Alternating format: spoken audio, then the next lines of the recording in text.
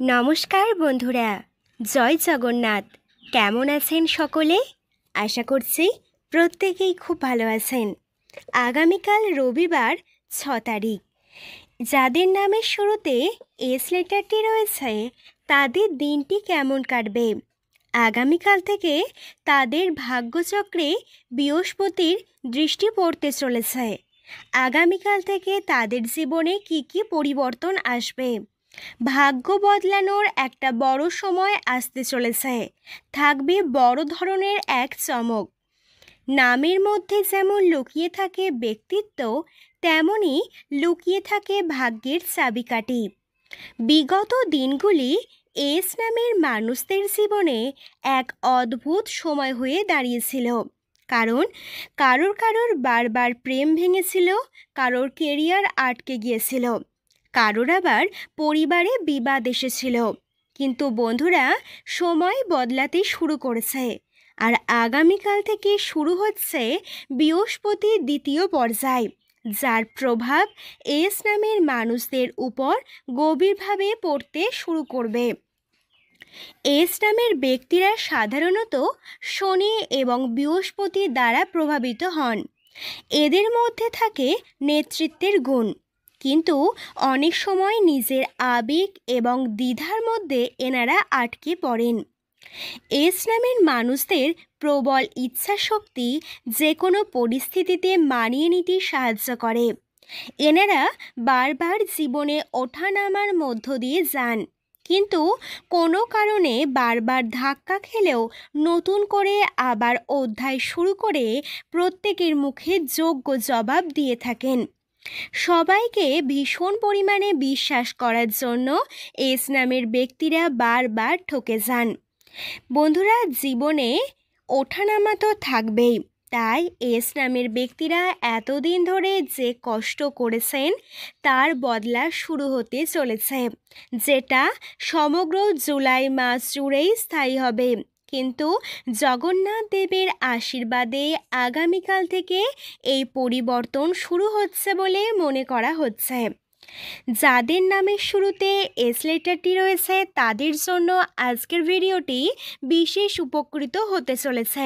তাই আপনার কাছে অনুরোধ, ভিডিওটি সম্পূর্ণ দেখুন আর অবশ্যই কমেন্ট বক্সে আপনার নাম এবং আপনার প্রিয় মানুষটির নামটিও কমেন্ট করে জানান। যদি প্রথমবারের জন্য সুন্দরম ইউটিউব চ্যানেলের ভিডিও দেখেন, আপনার কাছে অনুরোধ, এক্ষুনি চ্যানেলটি সাবস্ক্রাইব করে পাশে থাকা নোটিফিকেশন বেলটি অন করে রাখুন। চলুন তাহলে মূল আলোচনায় প্রবেশ করা যাক। এবার আর থেমে থাকার সময় নেই আপনাদের। বৃহস্পতি মিথুন রাশিতে আগামীকাল প্রবেশ করবে। তাই তো বড় সিদ্ধান্ত, গোপন বাধা ভেঙে যাওয়া, প্রেম এবং কেরিয়ারের নতুন পথ আসতে চলেছে। আগামীকাল থেকে এস নামের ব্যক্তিদের জীবনে যে 5টি সুখবর আসতে চলেছে তার মধ্যে প্রথমত হলো কেরিয়ারে হঠাৎ করে উত্থান আসবে। হবে এক অভাবনীয় পরিবর্তন। যারা চাকরি খুঁজছিলেন কিন্তু কোনো মতেই ঠিকঠাক মনের মতো কোনো কাজ আপনারা পাচ্ছিলেন না এবং ভেঙে পড়েছিলেন যে আপনার দ্বারা হয়তো আর কিছু হবে না, এরকম মনোভাব যাদের মধ্যে লক্ষ্য করা গিয়েছিল, তাদের জীবনে আসতে চলেছে এক বড় ধরনের চমক। তবে আমি আপনাদের আগেই বলেছি, পুরো জুলাই মাসটাই আপনাদের জীবনে একটা সুখবর আনবে।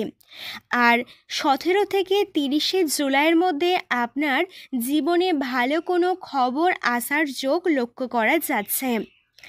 অফিসে পুরনো বস বা সিনিয়রদের আপনার কাজে প্রশংসা করবে, যার ফলে কর্মক্ষেত্রে আপনার প্রমোশনও হতে পারে।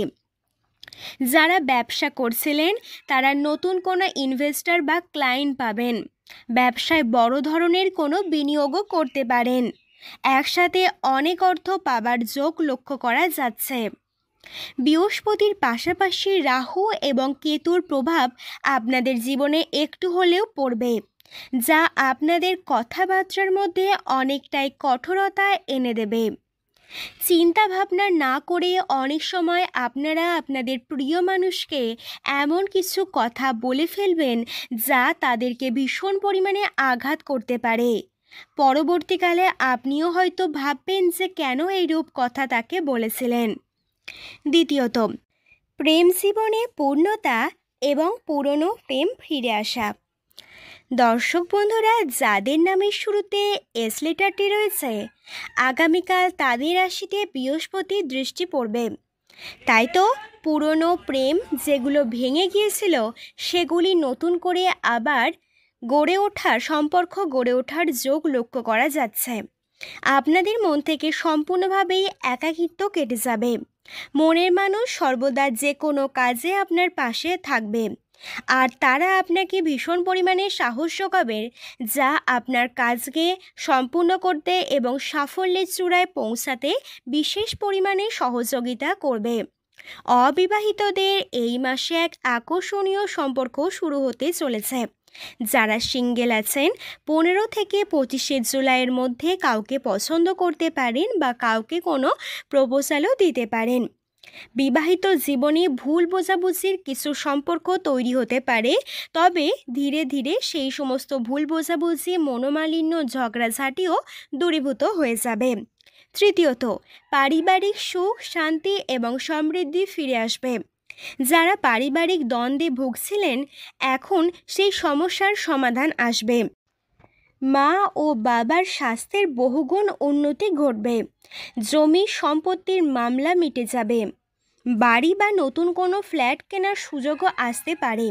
চতুর্থত, নতুন আইডিয়া, সৃজনশীল কাজ এবং পরিচিতি। যারা ক্রিয়েটিভ জগতে থাকেন, লেখালেখি, ছবি আঁকা করতে বা হাতের কাজ করতে ভালোবাসেন, তাদের জন্য সময়টা বেশ ভালো কাটবে।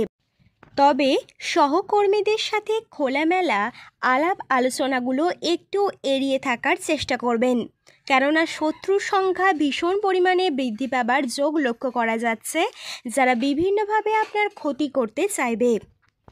পঞ্চমত অর্থাৎ সর্বশেষ সুখবরটি হচ্ছে, আপনার যে কোনো কাজে ভাগ্য আপনাকে সঙ্গ দেবে এবং আপনার আধ্যাত্মিক শক্তি বৃদ্ধি পাবে। যে কোনো কাজে আপনি ভগবানকে স্মরণ করবেন, আটকে থাকা কাজও সুসম্পন্ন হয়ে যাবে। তবে আপনি আপনার কাজের জন্য বিভিন্ন স্থান থেকে মান, যশ, প্রতিপত্তি লাভ করতে পারবেন।